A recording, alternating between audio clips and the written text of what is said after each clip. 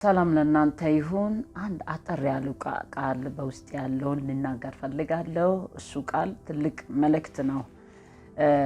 መዝሙረ ዳዊት 20 ምዕራፍ 23 ላይ ያለው ቃል ነውና ስለ እግዚአብሔር እረኝነት ትንሽ መናገር ፈልጋለሁ።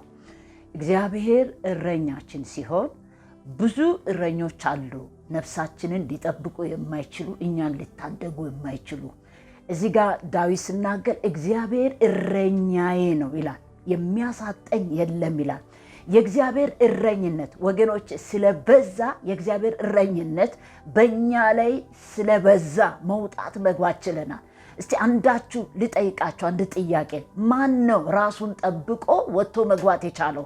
ማን ነው ራሱን ጠብቆ ተኝቶ ሊነቃ የቻለው?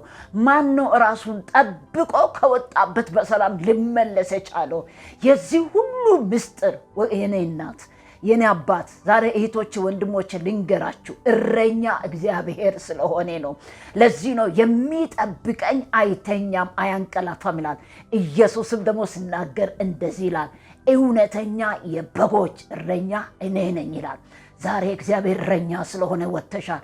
እግዚአብሔር እረኛ ስለሆነ ገብተሃል።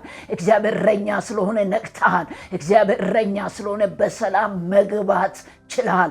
ዛሬ ዘመኑን እያያችሁ እንዴት እውላለሁ፣ እንዴት አድራለሁ፣ እንዴት እሰነብታለሁ ምትሉ፣ የምትሰነብቱበት መንገድ በራሳችሁ ጥበብ አይደለም። እግዚአብሔር እረኛ ስለሆነ እንወጣለን እንገባለን። እግዚአብሔር እረኛ ስለሆነ እንተኛለን እንነቃለን። እግዚአብሔር እረኛ ስለሆነ ዘመኑን እናልፋለን። እግዚአብሔር እረኛ ስለሆነ እንሰነብታለን። ለእረኛችን ክብር ይሁን። እችን አጭር መልእክት ልናገር ብዬ ነው። ልባችሁ በእረኛ ይደገፍ። እሱ የሚያስፈልገን ነገር ሁሉ ያውቃል፣ እረኛ ስለሆነ። አሜን።